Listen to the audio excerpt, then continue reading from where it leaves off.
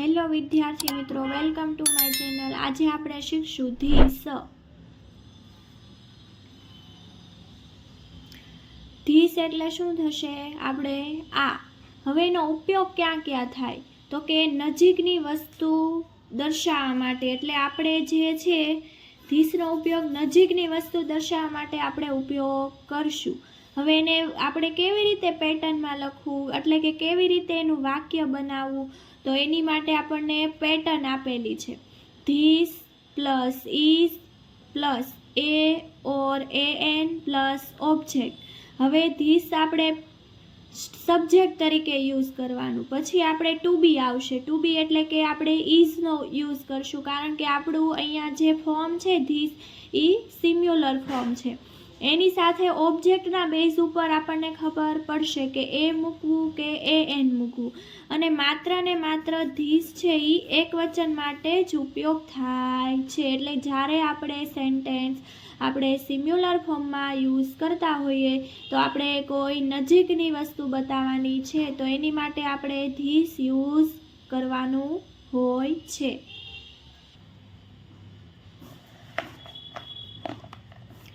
Example,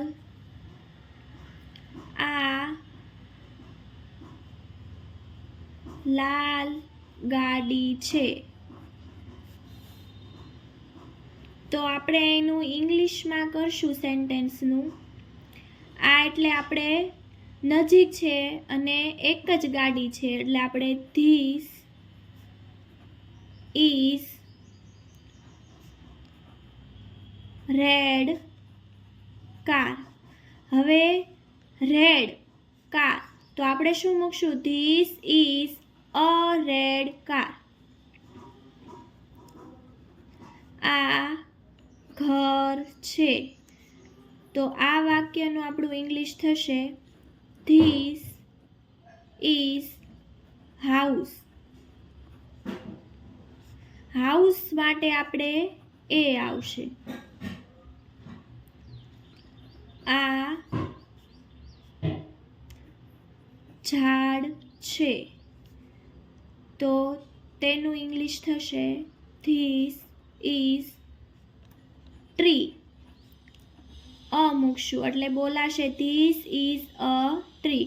હવે આ મેં તમને સેન્ટેન્સ કીધા તે મેં તમને સિમ્યુલર ફોર્મના કીધા, અને આપણી નજીક વસ્તુ છે એટલા માટે એનો ધીસનો યુઝ કરશું। હવે આપણે જોઈએ ધેટ। ધેટ એટલે શું થશે? પહેલું। એનો ઉપયોગ ક્યાં થાય? દૂરની કોઈ વસ્તુ એક વચનમાં બતાવવાની હોય, દૂરની વસ્તુ હોય એટલે આપણી નજીક ન હોય પણ દૂર હોય।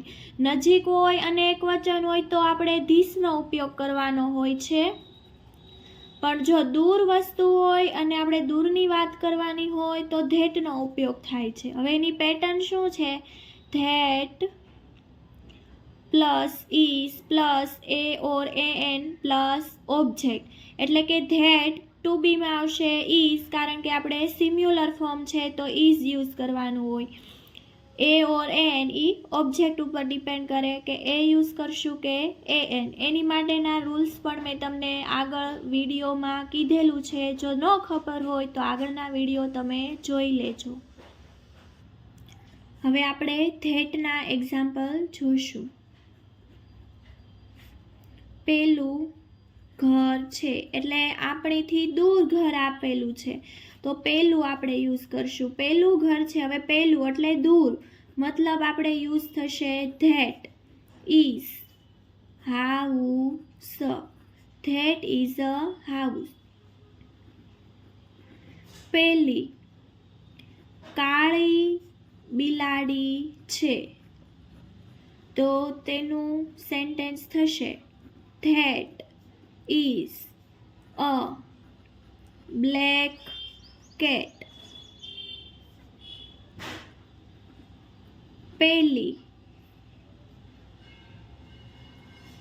ટૂંકી પેન્સિલ છે, તેનું ઇંગ્લિશ થશે that is a short pencil.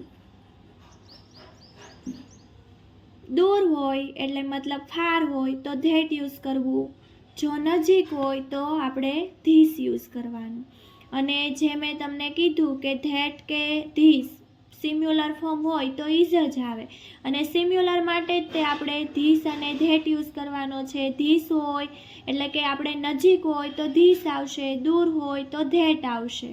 બાળકો, આજે મેં તમને જે શીખવાડ્યું તે તમે જો ધ્યાનથી તમે વિડીયો જોયો હશે અને જો તમે એની પ્રેક્ટિસ કરશો તો તમને આવડી જશે, તો તે તમને સેન્ટેન્સ બનાવવામાં ખૂબ યુઝફુલ થશે. તો તમે બાળકો વિડીયોને ધ્યાનથી જોઈ અને પ્રેક્ટિસ કરજો. જો તમને મારો વિડીયો ગમ્યો હોય તો તમે મારી ચેનલને લાઈક અને સબસ્ક્રાઈબ કરજો.